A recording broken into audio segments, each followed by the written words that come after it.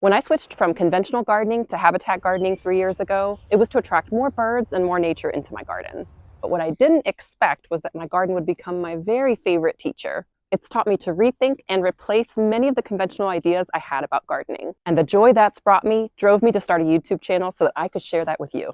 This little channel is about to start its 3rd year, and so I thought I would reshare some of the biggest brain-shifting lessons that I've learned over the past 3 years of habitat gardening. And the first lesson is that birds have very complex needs, both in terms of their diet and in terms of their general habitat. So if we want birds to be visiting and hanging around in our gardens, we're going to need to do more than just hang a feeder. Every year, we spend a small fortune to feed wild birds. But despite our efforts, bird populations have been declining since the 1970s. Loss of quality habitat is one of the main causes for population declines. And when we hang feeders, this can surprisingly make things worse. But our gardens can actually become part of the solution. So here's why just hanging a feeder can cause problems. Many of our gardens, maybe even my own, are what's called sink habitats, where there aren't enough resources to properly support both adult and baby birds. This sadly leads to high death rates for baby birds in the nest. When we hang a feeder, this can create an ecological trap, where the environment lures in adult birds by sending them signals that enough resources are available to raise their young, when actually they aren't. But the good news is we can fix this by transforming our gardens into source habitats where birds can thrive. Nope, that's a typo. Where birds can thrive. A great way to start your habitat makeover is by watching how wildlife is already using your garden, and to accentuate those features more. Stanley. In my own garden, I see a lot of bird activity in the canopy trees behind our house, and especially in the shrubs beneath the trees. In a forest setting, this is called edge habitat, and edge habitat is extremely active with birds, so this is a great start. But my edge habitat has a high percentage of non-native plants, like these Norway maples and this forsythia. And this is actually another example of an ecological trap. You see, 96% of North American birds feed their young exclusively on insects. Insects are a critical source of protein and fat for birds and their babies. They actually contain more protein than beef. And baby birds especially need caterpillars. So to create source habitat, our gardens need to be growing lots of insects, and especially butterfly and moth caterpillars. And I mean lots of them.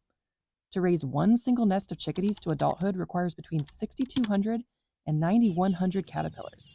That's to feed one nest. To grow caterpillars, our gardens need to be feeding caterpillars. But most caterpillars can't just eat any old plant. Specific caterpillars need specific host plants. And these non-native plant species in my own yard are not hosts for native caterpillars. So these plants are luring in birds to nest by providing shelter and protection, but they're not providing food for those nesting birds. When it comes to growing caterpillars, mixing in more plants that are native to your region is the best way. Studies show that yards with more native plantings are visited by birds more frequently, have more diversity in bird species, and have more nesting birds. And high mortality for baby birds has been observed in yards with fewer than about 70% native plant species. So at least 70% native is what we should be working toward, and you'll be quickly rewarded. I've only just started planting more natives in the past few years, but I immediately got a huge response from both pollinators and birds. Designing gardens around the base of your trees is a great way to reduce your lawn a bit and invite the birds to come bug hunting. I'm building up this new garden that will border a future patio, so I'm going for a garden room effect by adding in more shrubs to give a sense of privacy and enclosure.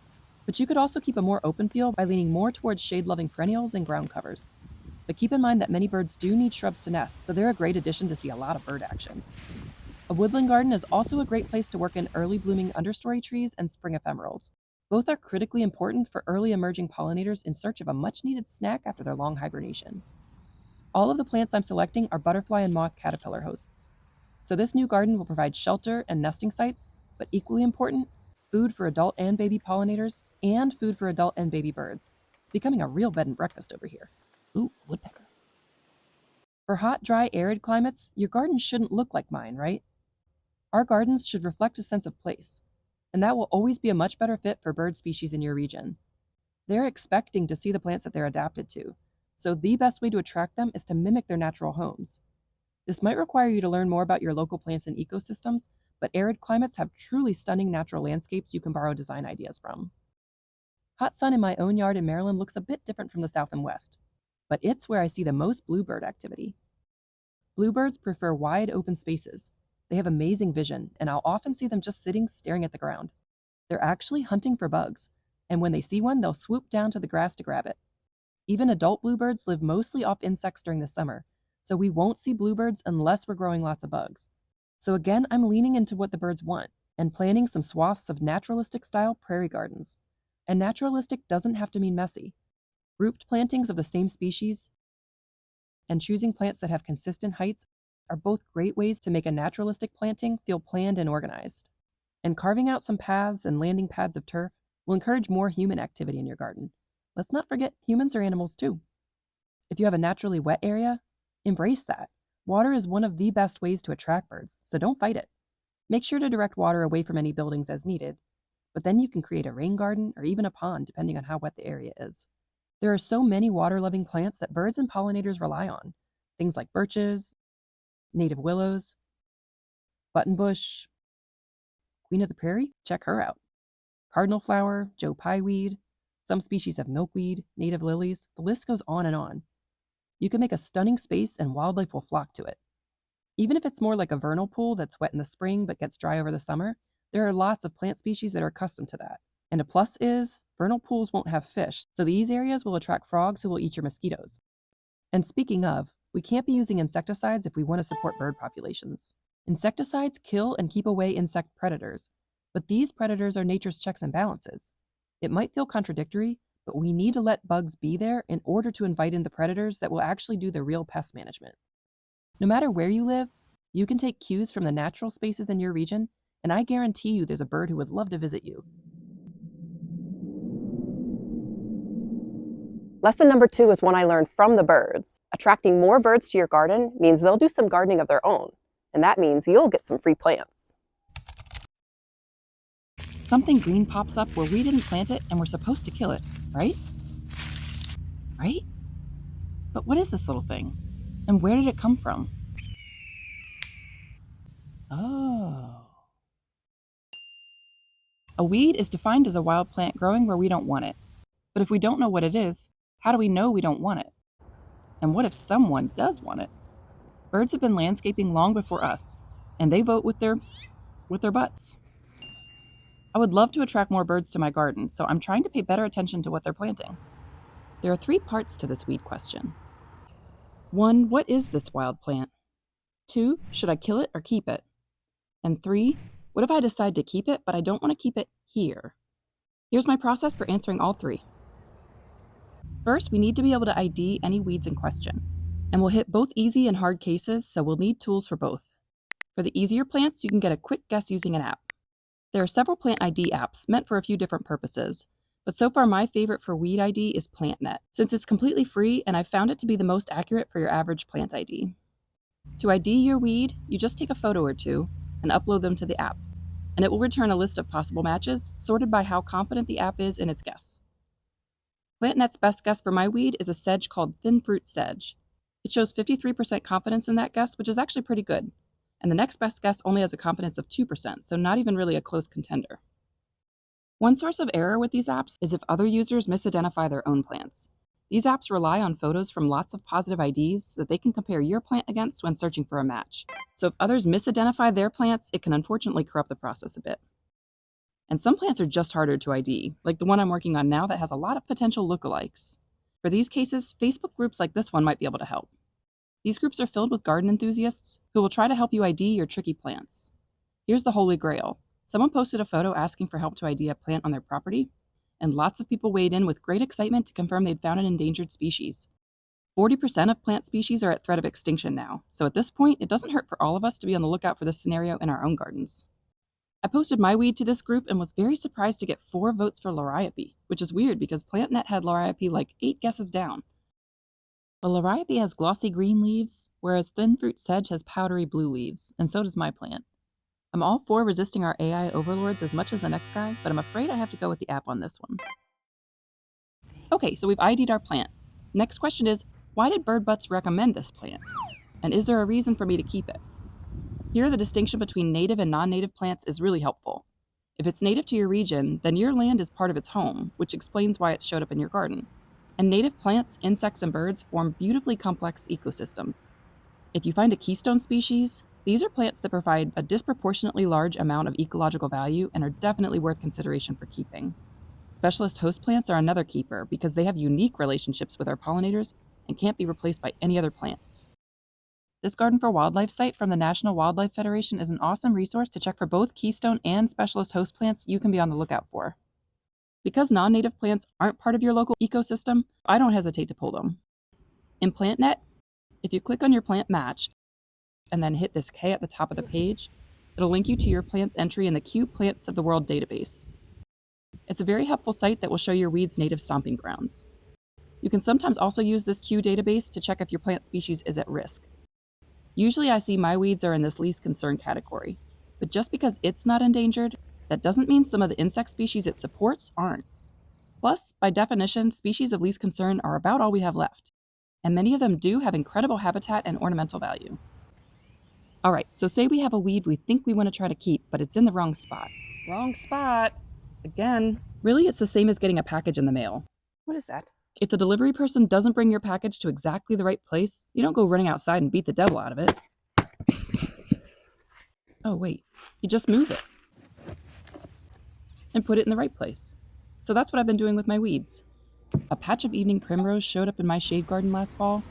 It's not endangered, but it is a specialist host plant.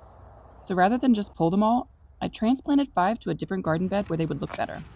And I was glad I did. It's a fascinating plant. Its flowers open at night and are mostly pollinated by moths. And it's a host plant for the evening primrose sweat bees and for the primrose moth. When I first saw pictures of the moth, I didn't understand why they would be pink since the flowers are yellow, but if you look at the flower stems, you can maybe see why. Also, songbirds like goldfinches love the seeds. And watch this. You need a long proboscis to get to the nectar of these flowers, like butterflies, moths, and hummingbirds. So when I saw this carpenter bee flying up, I was really confused. But look at this sneaky bee. It's not going to the flower for nectar, it's stealing it, tapping right into the side of the flower instead of going through the front. Apparently this is called nectar robbing, and it was sure fun to discover. Some say this plant is a bit assertive, but it's a great plant, and honestly it was very easy to transplant and remove the extras. While this weeding process does take a little more time, it's also how I've started to reconnect to the plant knowledge our species is fast losing. Fostering genetic diversity is crucial for resilient ecosystems. So cut out the middleman, save a few bucks, and let the birds bring you some free plants. Lesson number 3 is one my weeds taught me. Our weeds can actually help us to foster more biodiversity in our gardens. If you wait to identify your weeds before you pull them, you might get some wonderful surprises. Pollinators are incredibly diverse. Some need to be strong to pry open big flowers. Some come as small as 1/12 of an inch, and they need small, easily accessible flowers. And some go all the way up to over an inch in length, like this big mama. Some are even adapted to drink poison nectar. Bees come in all kinds of amazing colors, and these native bees are critically important pollinators, often even more so than European honeybees. And diversity in plants is key to feeding all these different kinds of bees. But where do we find diverse plants?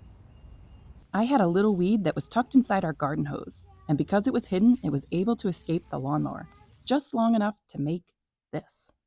It had made one tiny flower, waving like a little white flag of truce. Well, a pale blue flag. And I would have easily missed that, except that I'm constantly checking my weeds for exactly this reason, to find the gems. This little volunteer is a blue-eyed grass. At a plant nursery, it sells for around $10 to $15. I know because I bought these 3 a month ago. But Mother Nature brought me this new one for free. It only took a few minutes to make it a home in my garden, and I put it right next to the 3 plants I'd bought. These blue-eyed grasses aren't actually grass. They're in the iris family. They bloom early in the spring, and mine have been covered in all kinds of tiny bees.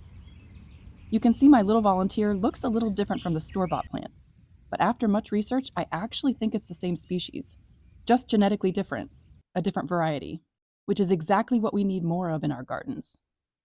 Nurseries so often sell clones of plants. It's how they ensure plants are genetically identical and will perform predictably. I'm using heavy air quotes on perform here because genetic diversity is key to a healthy garden and a healthy earth. It's what allows us to feed all these different pollinators and to find disease-resistant plant species in an increasingly disease-prone world. My weed is no longer a weed, not because I killed it, but because I gave it a home. There aren't a lot of spaces left for plants to get a proper chance to send up their truce flags. Concrete is pervasive. Lawns get mowed constantly. Reducing lawn by adding gardens can be a huge help to give a landing pad where weeds can grow long enough that they can become identifiable. But we can still try to study our grass for interesting weeds too. In our lawn, we get a tremendous amount of the invasive mock strawberry. You can tell it by its yellow flowers. But this spring, we let our grass grow a little bit longer than usual, which let a few things in the grass grow tall enough to bloom. And that was the chance I needed to discover our native wild strawberry growing in the grass way at the back of our property. You can tell it by its white flowers, or little white flags of truce. We've been taught to control nature, often by whatever means necessary. But when we control it so tightly, we miss out on so much beauty and discovery. Why not instead collaborate with nature? She's extremely wise and will happily teach us so much. And working with her is way more fun than working against her. Nature is working around the clock trying to repair herself, and we can lend her a hand right in our own backyards. Lesson number 4 is an important one. Our gardens need more sanctuary spaces for plants, wildlife, and especially insects. Insect populations are decreasing at an alarming rate, and decreasing the lawn in our gardens is absolutely one of the best things we can do to make more safe spaces for nature. There's a reason lawns are called ecological deserts. You're not going to find much life here. Lawns in the US are estimated to cover over 31.6 million acres of land. That rivals the amount of land we're using to grow wheat. That's enough land to cover the state of Pennsylvania. But there are so many wonderful things to gain if we trade back some of this old lawn for garden space. And if you have an HOA, stick with me. I have some promising news. Like many people, my back garden began as mostly lawn, and I'm reducing my own lawn by carving out new garden beds. The lawn will now act as the hallways that draw you around to different garden rooms. One very important thing I'm hoping to gain is more pollinators. In 2019, bees were declared the most important species on Earth. Kinda humbling. Without bees, most of the world's plants would go unpollinated, which would cause a devastating and far-reaching ripple effect. But bees are already in trouble. Some regions of China have lost so many pollinators that farmers there are paying people to hand-pollinate at least 20 different crops. Here in the US, 37% of our bee species are facing extinction. But it doesn't have to be this way. Even small urban spaces can be packed with biodiversity if they're planned and managed well. Unlike honeybees, most bees are not social, and 70% of bee species actually nest underground, burrowing tunnels 6 inches to over 36 inches underground. To build their nurseries, mama bees need direct access to your soil, and ground nesting bees won't hurt you at all. They're not aggressive and don't defend their nesting sites. Converting some lawn to garden beds and using a light mulch like leaf litter that the bees can get through provides a perfect nesting site. Hardwood mulch can be great to get a new garden bed started, but it usually forms a very tight matrix that's extremely hard for even water to penetrate. So once your bed is started, consider switching to leaf litter or another loose material. And adding nectar and pollen-rich plants in your new garden bed will help suppress weeds, sometimes even better than mulch. And it'll help your mama bees pack those little nurseries full. Adding garden beds under existing trees is an awesome way to get started with reducing your lawn. These spaces are perfect to fold in early blooming spring ephemerals that can feed the bees that emerge very early in the spring. Many woodland flowers are accustomed to blooming early before the trees leaf out and shade the understory. In my region in Maryland, having some native flowering plants that bloom in April is a great target. It's only just April 1st here, and I've already seen a few queen bees emerging. These understory gardens can also act as what's called soft landings, which are crucial for many butterfly and moth caterpillars to survive. And that will mean more butterflies for your eyeballs. When a butterfly or moth lays their eggs on the leaves of a tree, their very hungry caterpillars will hatch and then eat the leaves till they're content. And then most of the time, the caterpillars will actually drop to the ground to pupate, often burrowing down into leaf litter or even into the ground. So having a soft landing under your tree can actually help more butterfly caterpillars survive until adulthood. Many of us are accustomed to seeing large lawn with just a few relatively small garden beds, but try to match the size of your beds under trees to the tree's crown size. This means for a smaller tree, you can actually start with a smaller garden bed and then grow it with time as the tree grows. Giving up some lawn will also help you to grow more lightning bugs. One of the best things you can do for your fireflies is to reduce your lawn and give them more safe hiding spaces away from mower blades. In just the last 50 years, insect populations have declined by 75%. If you let that sink in, it's a pretty staggering figure. Many of us have even personally noticed a decrease in the number of insects and fireflies just in our own lifetimes. And studies show that the more manicured your lawn is, the more you spray it, the more you mow it, the fewer insects you'll see, both in insect abundance and species diversity. And for heavily manicured lawns, we especially lose winged insects, like our fireflies. Just like so many bee species, fireflies also need access to bare soil. And firefly larvae need decaying matter like sticks, logs, and leaves. So naturalizing your garden beds under trees to include more decaying matter and leaving the leaves are great ways to save money on mulch and help fireflies to rebound. Which brings me to my next one. Ditching some lawn in favor of native plants will vastly improve your soil, and it will also help to improve air and water quality. Constant lawn mowing actually acts to compact your soil, which prevents water from absorbing in. And lawns have shallow roots, so they're not helpful for things like aeration, water retention, or carbon sequestration. And on top of that, mowing generally acts as a source of carbon emissions. Short turf grass also doesn't help to keep your soil cool or to retain moisture. So none of this is conducive to a healthy soil microbiome or a healthy environment in general. But the roots of many of our native plants run far deeper than turf lawn.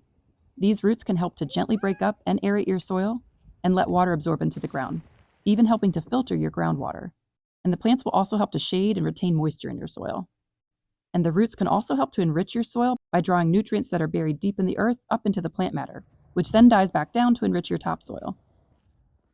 Now, if you're in an HOA, you might be feeling like you don't have the freedom to choose what to do with your lawn, but I think this will give you hope. In April of 2021, the Maryland Senate unanimously passed House Bill 322, which requires that HOAs and other organizations must allow low-impact landscaping. This includes things like rain gardens, native plant gardens, pollinator gardens, and xeriscaping. And the law specifically forbids HOAs from requiring that cultivated vegetation in gardens consist in whole or in part of turf grass. The bill was actually spearheaded by a Maryland homeowner who was fighting to preserve her own pollinator garden after her HOA used $100,000 of their own funds to hire a law firm, trying to force her to convert her pollinator garden back to turf grass. Turns out that was not money well spent. She won the case, and as a result, Maryland now gives legal protection for all of its residents to plant ecological gardens. And maybe this can even serve as legal precedents that other states can use to advocate for the same protection. Likely a major goal of your HOA board is to preserve and increase property values, but they may simply not be informed about the impact of landscaping decisions on the health of the ecosystems and ultimately their own health. Attending board meetings and helping to share the importance and beauty of native plants and the positive economic value of making space for nature in our neighborhoods can be a great way to start bridging any divides and making real positive change.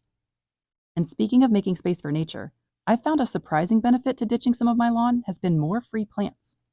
Making more garden spaces that don't get mowed lets Mother Nature participate in her own healing. I'm talking about weeds or volunteers. Unmowed garden beds give a landing space for nature to do some gardening of her own, which is like her very favorite thing. We'll need to keep an eye out for invasive species, but some of those weeds you'll find popping up in your new garden beds are actually wonderful and very important native plants that actually belong in your ecosystem. And you can't beat the price. Lesson number 5 is one I relearn every winter when I start to go stir crazy and really miss my garden. It turns out there's a reason we miss our gardens. Being in the garden can actually improve our health in some incredibly complex ways. I have a condition. My family doesn't know, or at least we don't talk about it. The doctors call it garden deficiency syndrome, and there's only one known cure: gardening. As you'd expect, my symptoms generally ease during the summer months, but come winter, my condition worsens dramatically. The initial symptoms are pretty harmless: some light reading on landscape design, a little innocent plant research. But by January, plants, add to cart. I'm afraid I've done something terrible, but I can't remember. It all just feels like a long winter's dream. Oh no, it wasn't a dream. What have I done? 24 bare root plants. Okay, this isn't so bad. Last year it was 48. Just need to get these in the ground before my family sees. Garden deficiency syndrome might sound a little silly, and I did make up the term. But I'm guessing since you're here that maybe you feel it too. Well, there's nothing wrong with you. No? No. My family won't be mad? Probably not. Our health is absolutely dependent on nature, and we should listen when she calls. Gardening is just plain good for your health. People who garden are shown to be less stressed, and those who continue to garden into old age even live longer. One study found that people who regularly gardened had a 36% lower chance of dementia. Even just digging in the dirt has been shown to reduce stress. Physical contact with soil and microorganisms in the soil can actually trigger our brains to release serotonin, a natural antidepressant. And birds are also good for our health. The sounds of birds singing reduces blood pressure and can leave a lingering sense of calm that lasts for up to 4 hours. Interestingly, bird songs resonate at frequencies exactly within the region of our maximum hearing sensitivity. Maybe that's not a coincidence. Either way, inviting more birds into our gardens by planting the things they love best is just plain healthy. And it keeps going. We're supposed to look at plants. The human eye is specifically attuned to the color green. And when light is dim, green is one of the first colors we can see. And we're able to see more shades of green than any other color. And that's a good thing, because green has been shown to relax and calm us. In the beginning, I was only partly joking about my winter habit of staring at plants online, and then ultimately pre-ordering plants for my garden, and then forgetting what I ordered. But the fun part is when Spring Amanda starts receiving delightful surprise care packages ordered by Winter Amanda. You see, a few years ago, I discovered habitat gardening. And in some ways, it's made winter harder. Now, instead of just missing my plants when they're dormant, I'm missing all the fuzzy bees, birds, and other garden friends I got to spend time with over the summer. But making plans for all of them over the winter gives me a sense of hope and lets me look forward to seeing them again. What I love most about habitat gardening is that it lets us see plants in a much more profound way than just their surface qualities. It lets us start to understand the deeply connected relationships that exist between the different plant species and all of the living world that surrounds them, from the tiniest microbes in the soil beneath them to the birds and insects and other animals that rely on them. Habitat gardening focuses on folding in lots of native plants, as these plants are literally a match made in heaven for your local birds and pollinators. This winter, I was learning a lot about the hardships of early emerging pollinators and wanted to do more in my garden to support them. So this spring, I've been amping up the number and diversity of early blooming flowers in my garden and getting more blooms at different layers: trees, shrubs, and flowers on the ground. Serviceberries are a great one. They can be found in both tree and shrub forms, and they're an amazing addition for early blooms. And the earliest emerging bees get most of their nectar and pollen from trees, so planting a serviceberry could be a huge help. Blueberries also have many early blooming species, and here in eastern North America, blueberries are actually a specialist host for at least 10 different species of specialist bees. These are bees that can only eat or reproduce using the pollen from blueberry flowers. There are lots of these specialist relationships. About 25 to 30% of bees are pollen specialists, so I'm planning to keep working to add more blooms for specialists each year. In the ground layer, fighting with your wild violets might make you a bit crazy, but these flowers are a specialist host for a mining bee called Adrena violae.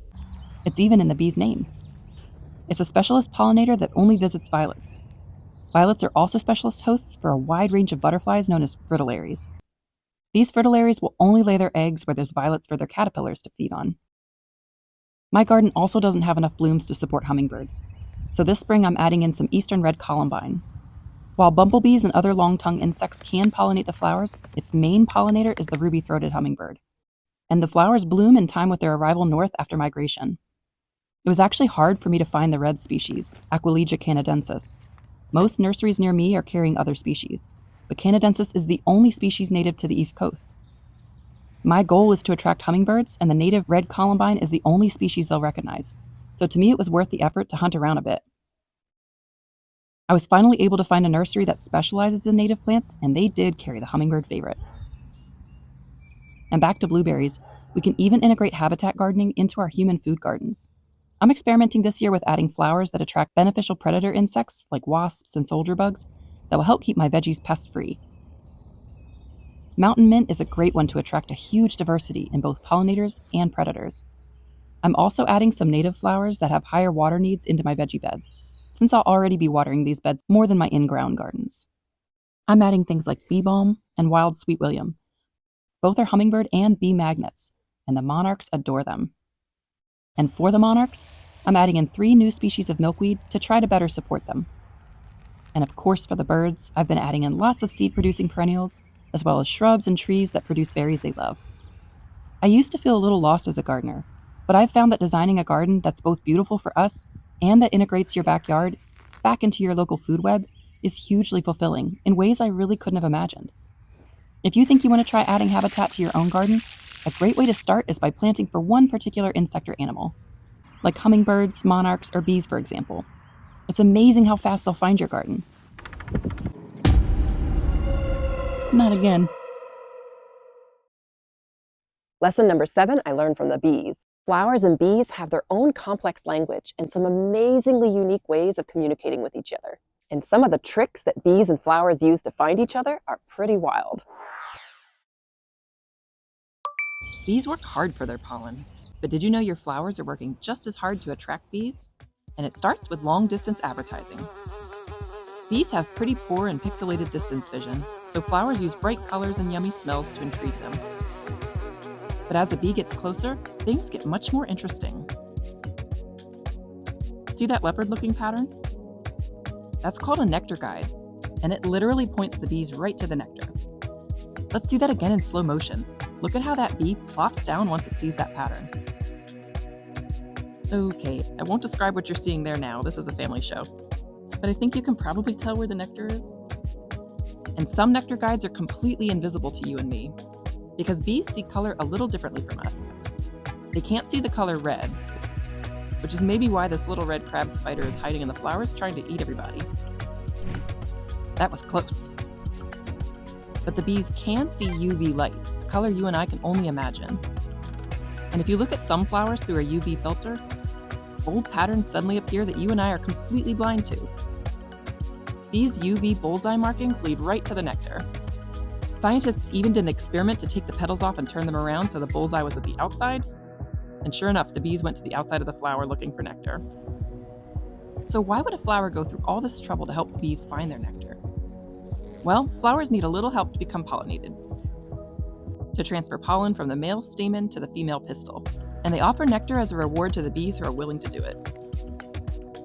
Some flowers, like our rhododendron here, make particularly intricate patterns that actually help the bees to learn. If a bee gets a yummy reward from one of these nectar guides, they'll seek out more flowers with that same pattern, which benefits the flowers since it keeps the bees coming back to pollinate. But can a bee really remember a complex pattern like this? Turns out yes, bees have been shown to even be able to recognize different human faces.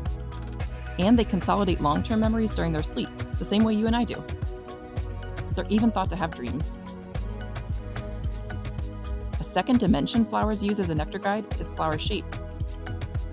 See how the rhododendron flower has a crease right down the middle of that nectar guide? After a bee lands, they can lap up nectar from this channel, no searching required.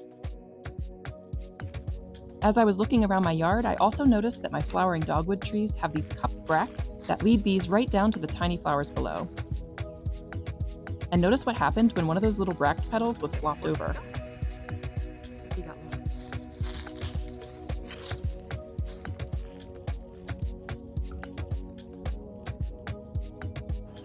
Look what else our clever rhododendron does with shape. It's made itself into a little bee bench.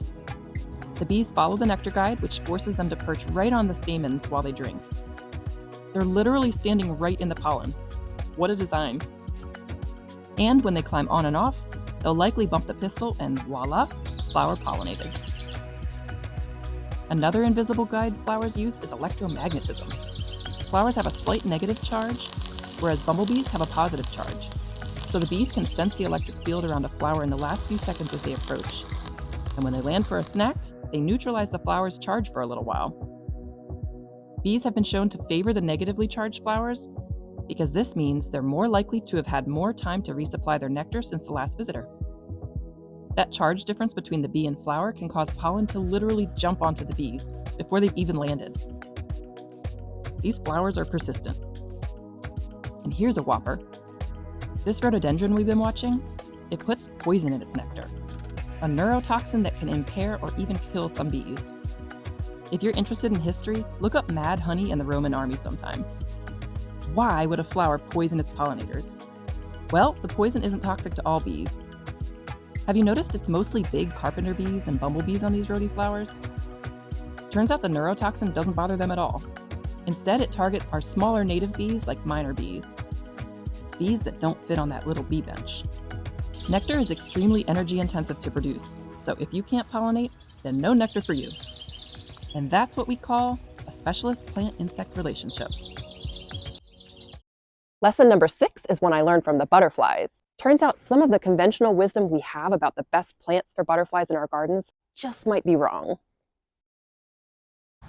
I used to think butterfly bush was a pollinator magnet, But now I'm not so sure. It's a question I've been trying to answer for myself this year by watching where pollinators are spending their time in my garden. When I first started gardening, butterfly bush was considered a must-have for a pollinator garden. So I planted them. But over time, butterfly bush has come under some scrutiny for a few reasons, primarily because it's a non-native species that has a tendency to escape our gardens and invade our wild spaces. Woodlea davidi in particular has even been banned from some US states. As I've been reading about butterfly bush, I've seen a few people have come to its defense, saying that, to quote from one article, butterfly bush is a favorite nectar source for adult butterflies. Just a handful of years ago, I would have agreed with that statement. But in my garden today, my butterfly bush looks comparatively like a ghost town. So what's going on? Where is everyone? Well, let's look around the garden here and see.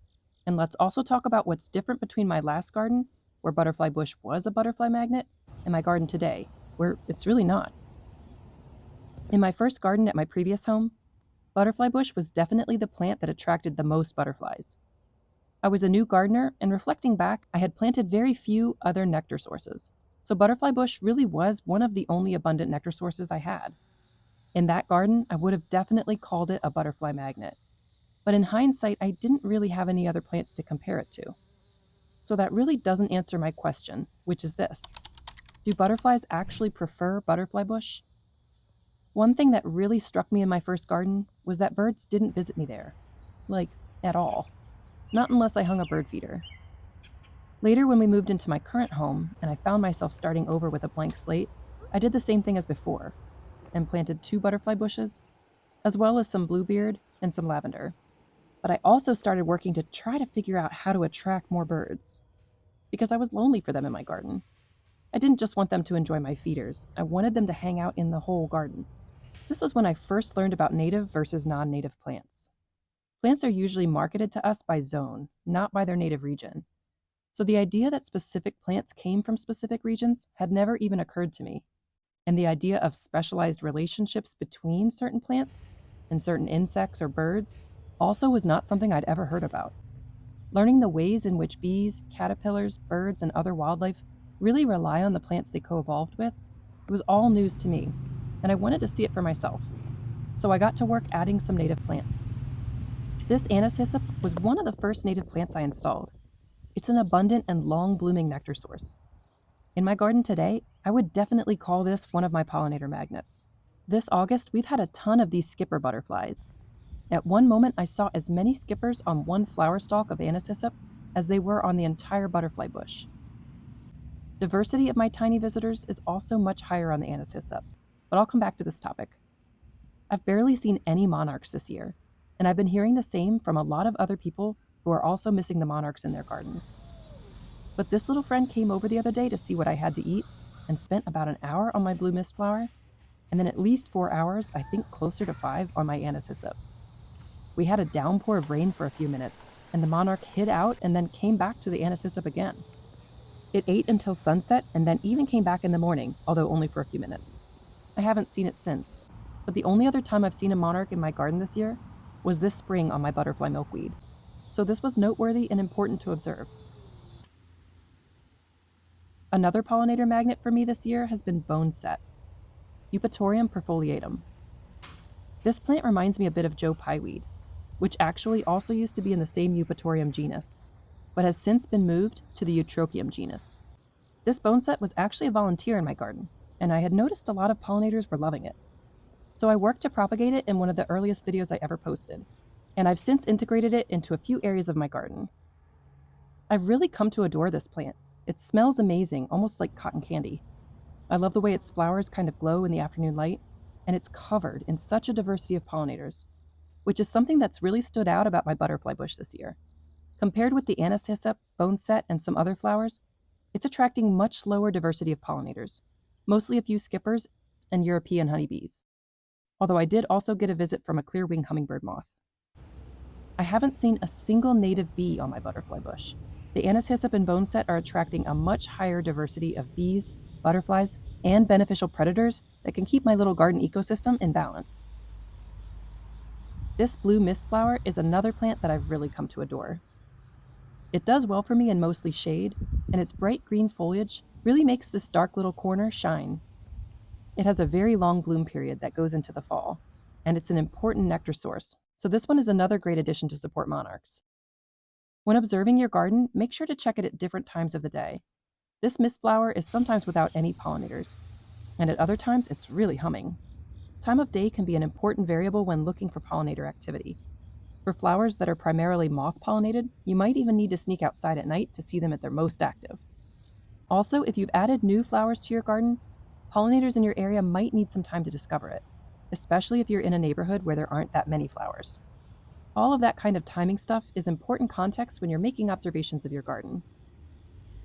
In addition to checking your blooms for activity, it's also important to check the leaves of your plants to see if butterfly and moth caterpillars are using them. We gotta be feeding the babies. One challenge for butterfly bush is that outside of its own native range, which is primarily China, it really can't support a butterfly's full life cycle. Plants don't want to be eaten, so they've developed different defenses. For example, chemical defenses in their leaves that make them hard to digest safely. When a plant is deer resistant, that's because it's worked hard at learning to taste yucky. But insects do need to eat. So certain insects have adapted to eat certain leaves, even the toughest leaves. Like monarch caterpillars or milkweed tussock moths, who have both adapted alongside milkweed, and unlike most other insects, these ones were able to adapt to eat the milkweed, even though it has sticky, toxic sap. Butterfly bush is of course an important pollinator habitat plant in its native range in China, but it didn't adapt alongside North American butterflies, and so it isn't meant for them, which means it serves as a host plant for 0 North American butterfly species. When I say people aren't seeing monarchs this year, sadly that's not a surprise. Among other problems, we simply don't have enough milkweed for monarchs to reproduce sufficiently, so their numbers will just keep going down until something really changes. That something is us. Our gardens can become monarch habitat if we start seriously adding native milkweed. Monarchs can find a patch of milkweed much easier than just a single plant, so planting in groups is a big help. And of course, more nectar sources, which are crucial for them, particularly near the spring and fall migration periods. Migration is a perilous thing to do, which is partly why monarchs have an uphill battle to recover their populations. So they could definitely use a hand from us. But they're not the only species in trouble. Here in Maryland, there are 42 species of Lepidoptera, which is butterflies and moths, currently listed as rare, threatened, or endangered, including 9 species that are believed to have gone locally extinct. Even more species are currently under consideration to be added to this list. So if we're passionate about pollinators, there's a lot of opportunity to learn about their needs and to add the plants that they need to our gardens. When deciding what to do about any particular plant, I find it helps to think about our goals for our gardens. A big goal for my own garden is to support an abundance and diversity of life. I want to be able to see lots of interesting birds and pollinators and wildlife. And I'm choosing my plants based on how they can support that goal. For example, choosing the plants in my garden to support the full life cycle of pollinators is really interesting and important to me. In order to do that, I've had to learn what birds and insects need from my garden, which has been such a massive learning experience. But I've discovered that learning is its own separate goal for me in the garden.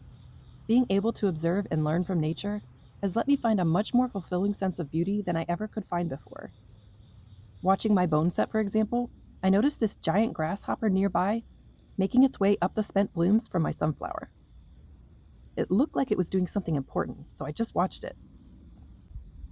And I learned some grasshoppers like to eat seeds. Who knew? The world would be sadly quiet without the sounds of grasshoppers, so I'm excited to see that it found a snack in my garden. The best thing we can all do is go out into our gardens and observe. Getting outside to be a part of our little corner of the natural world is really good for us. I love seeing my plants, but even more so, I love seeing all the life flocking to my plants. The right solution will look different for each of us, but if you do have butterfly bush in your garden, you can help by pruning it back after it blooms to prevent seeds from dispersing away from your garden and into wild spaces. Personally, I'll be working to replace my butterfly bush in the coming years, but I'll wait to remove it until I have something yummy to put in its place. To find that something, I plan on researching more about endangered pollinator species in my area and the plants I can add specifically for them in my garden. In case they do show up, I want to do my best to greet them with snacks. I used to think that butterfly bush was a pollinator magnet, But now, I think that was mainly because I hadn't yet learned what else to offer them. But I'm trainable. Watching where the pollinators are spending their time in my garden today, butterfly bush just doesn't look like their first choice. So I'm planning to follow their lead. And finally, lesson number 8, I learned from the soil. Our soil is very much alive, and in our soil is a whole universe of complex communities and interactions. And our plants are very much interdependent on that soil life, so much so that it's crucial to the health and resiliency of our plants. Healthy soil is more than just a pile of inert stuff like rocks and carbon. Your soil is a living fabric. But for most of us, that fabric is weathered and damaged. And this is hard on our plants. But if you've ever dug into your mulch and seen a white web forming in there, that's your living soil quite literally working to stitch itself back together again. And to help her, we can leave more of this dead stuff. As gardeners, we tend to skip over the part where it's time for something to die. But dying is not only part of what our gardens go through, dead stuff is the reason there can be new life. That living fabric of your soil is woven from spooky little creatures, an ecosystem dream team of fungus, bacteria, ants, and termites. And all this soil life is centered around dead stuff. After an intro like that, I'm pretty sure everyone's left now. Oh, you're still here. Well, all right, let's talk dead stuff. And living stuff. This year, we sadly came upon our own source of dead wood. I love this dogwood tree. I've seen her out my front door for nearly a decade, and she's hosted a huge amount of life. But over the past few years, it's become clear her time was short. Now, whenever possible, it's important to leave standing dead wood. We all know as children, but seem to forget as adults, that dead trees are super important for birds. They can become a nursery for over 80 bird species here in North America. I don't think we need the jingly sound right now. Okay, go for it. Speaking of living fabric, this is my actual shirt from when I was 5 or 6. No kidding, I got it at the zoo. I wanted to be a pig when I grew up. Still not kidding. Anyway, unlike the holes in my shirt here, holes in dead tree are so important, there's an entire initiative called the Cavity Conservation Initiative dedicated to trying to get people like you and me to leave our dead trees standing. If you have a dying tree, check out their web pages on how to identify valuable snags, that's a dead tree, and how to safely retain dead trees. For pro tips on how to work with your arborist to preserve the tree's most useful habitat features, like its trunk and any wider limbs, while making sure your snag is safe for everyone below.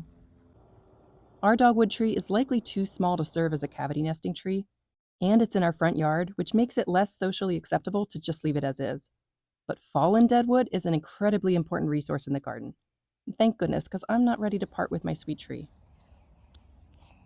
Dead wood, like logs and stumps, can be a beautiful form of sculpture in the garden.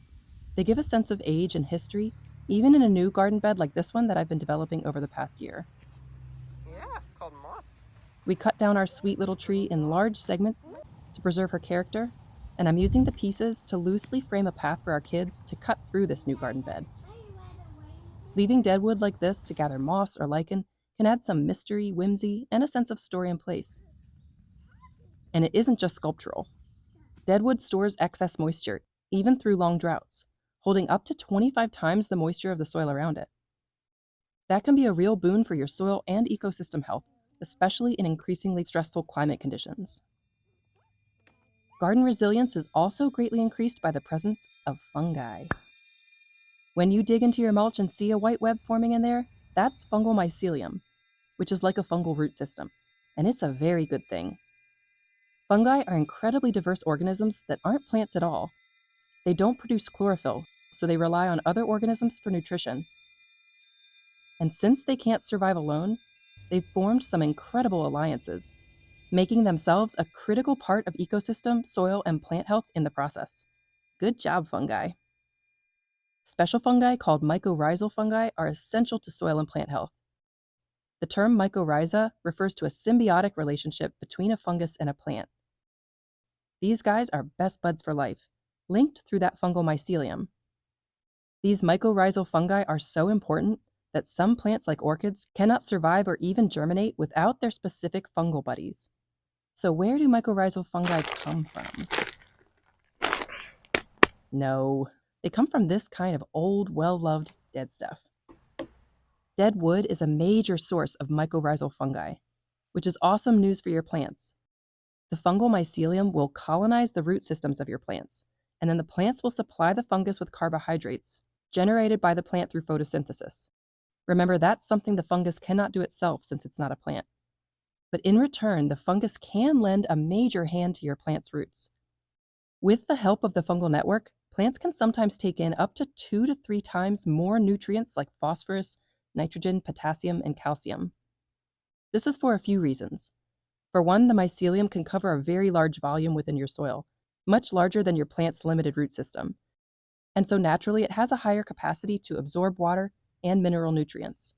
And the fungus shares whatever it collects with their plant buddies, because they're best buds for life. Secondly, the mycelium's hyphae, which is like their root fibers, can secrete digestive enzymes onto dead organic materials that plants can't access, like dead leaves or wood. They can break it down into smaller parts that again feed not only the fungi, but also their plant buds and many other organisms. This process of decomposing organic matter is critical if you want healthy soil in your garden.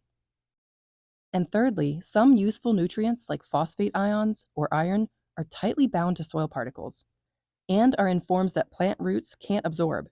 So how do plants access these kind of nutrients? No, wait, is that just a multivitamin? Turns out the fungal mycelium can access these nutrients and convert them into soluble forms that the plants can absorb. Neat trick, fungi. And mycelium adds structure to your soil, which helps it to retain all this yummy stuff instead of just letting it wash away. These fungi are like the original community organizers, getting all the neighborhood roots connected together to share resources, recipes for jam, defense signals, and even allelochemicals that can influence the survival of neighboring organisms.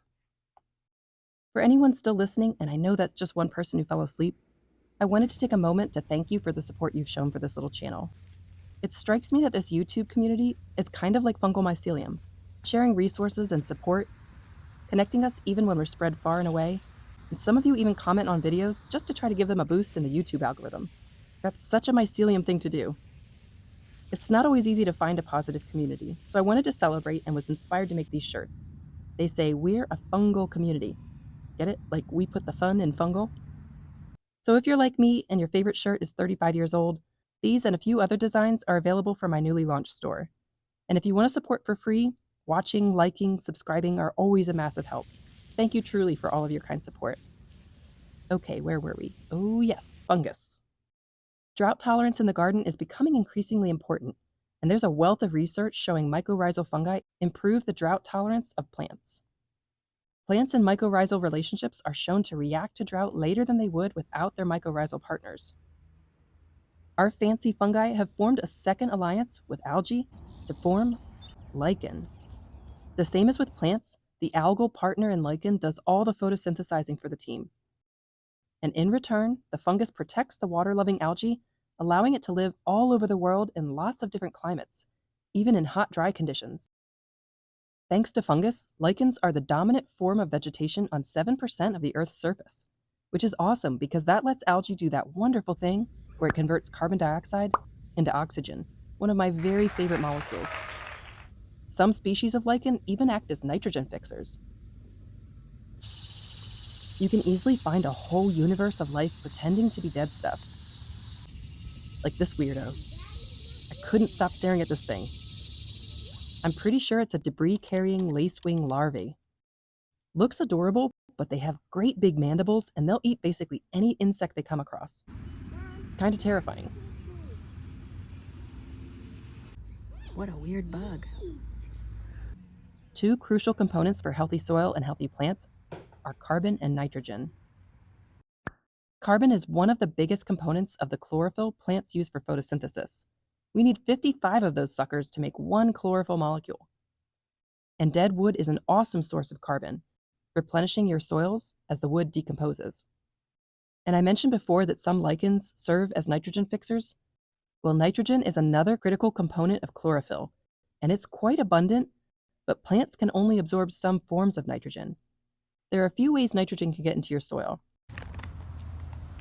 Okay, I mean, yes, but that's not what I'm talking about. I'm talking about nitrogen fixers. To fix nitrogen, we need special bacteria called diazotrophs. You've probably heard of nitrogen-fixing plants like legumes, for example. Well, these plants have a clever symbiosis with diazotrophs, hosting them in nodules on their roots. But your dead logs also host these little nitrogen fixers. Diazotrophs are magical because they can pull molecular dinitrogen, N2, right out of the air, and they use special nitrogenase enzymes that can break the N2's tight bonds and convert it into forms that plant roots can absorb, like ammonia, NH3, and they'll store it or fix it within your soil. Great job, diazotrophs! And similar to legumes, mosses can also host nitrogen-fixing bacteria, using similar symbiotic relationships. And you know where we can find a lot of moss. It's not totally clear to researchers whether this nitrogen makes it into your soil, but ultimately those dead logs will become the soil. Plus, as mosses and diazotrophs work to fix nitrogen inside the dead wood, this nitrogen-enriched wood feeds the wonderful and important fungi we spent way too long talking about earlier. And here comes a far less conventional nitrogen fixer. I know we're supposed to be terrified of termites, but in a wild plot twist, did you know that termites can actually serve as nitrogen fixers themselves? Especially termites that live in the dead wood that they eat, as opposed to burrowing in the ground. Special diazotrophs called spirochetes are unusually abundant in the guts of termites, and use those same special nitrogenase enzymes to fix atmospheric nitrogen, N2, for the nutrition of the termites. Turns out termites are essential for forest health. They bring nutrients to the soil's surface, they increase the minerals and organic carbon in the soil, they foster growth of beneficial microbes, and they improve water filtration. And termites can even reduce the probability of forest fires because they consume dead matter, which reduces fuel loads. Amazingly, termite queens can live more than 20 years. That's as old as me. Listen, on this channel, we try to stick to the facts. I mean, that's at least as old as I am. Okay, thanks for clarifying. And how's this for adorable? Some termites even cultivate fungus gardens, growing monocultures of specific fungi as a food source in the same way that human farmers grow crops. There's even a whole genus of so-called termite mushrooms, Termitomyces. The survival of these mushrooms is completely dependent on the termites who cultivate them, and vice versa. If I haven't sold you on termites, then let's try ants. Ants are one of the biggest predators of termites. While fungus-growing termites are mostly found in the tropics, the southern United States hosts leafcutter ants that also grow fungus gardens, cutting fresh leaves and flowers that they feed their fungal friends. And the ants can even detect the fungi's response to different plant material, and they'll tailor their plant clippings to make the fungus happy. The fungi in these relationships have been completely domesticated by the ants. They no longer even produce spores. And ants are good for your plants too. Plants growing on soils near ant nests are shown to have stronger growth and fitness than plants growing away from nests. Plant root growth was especially high in areas where ants dump their refuse. Ants will turn and aerate your soil, and they'll even distribute those wonderful tiny fungal spores we want more of. While ants and termites might be good for your soil health, we don't want them nesting in our rafters, so place any dead wood at least 5 to 20 feet from your home or any other structures, and even further if you live in an area with a higher risk of fire. North American termite species only eat dead wood, so you should not find any termites in your live trees unless part of your tree has already died. One exception to this, though, is the Formosan termite, a Chinese species of subterranean termite that's been introduced to other continents, including North America. These termites can eat live wood, so they could infect otherwise healthy trees, and they can cause a vast amount of damage in a very short time. So if you live toward the south, before you place any dead wood into your garden, be sure to inspect it for this particular non-native and invasive termite species. For the best chance of supporting fungal communities in your dead wood, put your logs in a shade garden. If you have logs in a sunny spot, you can try drilling some holes in them up to 11 millimeters in diameter to encourage nesting bees like leafcutters to make your garden a home. If you don't already have a source of dead wood, call your local arborists and tree services. They can let you know when they're removing a tree in your area for you to maybe grab some pieces, or they can even tell you where they'll take their logs after removal.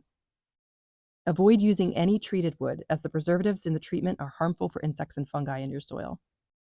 And if you don't want to use logs, then sticks and leaves are another hugely important free dead material in your garden. And to my sweet tree, thank you for being such a good mama to our hungry bees and birds. You're still a good mama, just in a new way. I'll be sad to look out my front door and not see you there. but I'm glad my boys can still know you and love you as I do. I can't believe you're still here. I hope that some of these lessons that I've learned along my habitat gardening journey might be of some help to you. But one of the most fulfilling experiences I've had as a habitat gardener is watching the birds use the plants in my garden as food sources. If you'd like to keep hanging out with me in the snow and learn more about how to feed the birds in your garden naturally, watch this video next.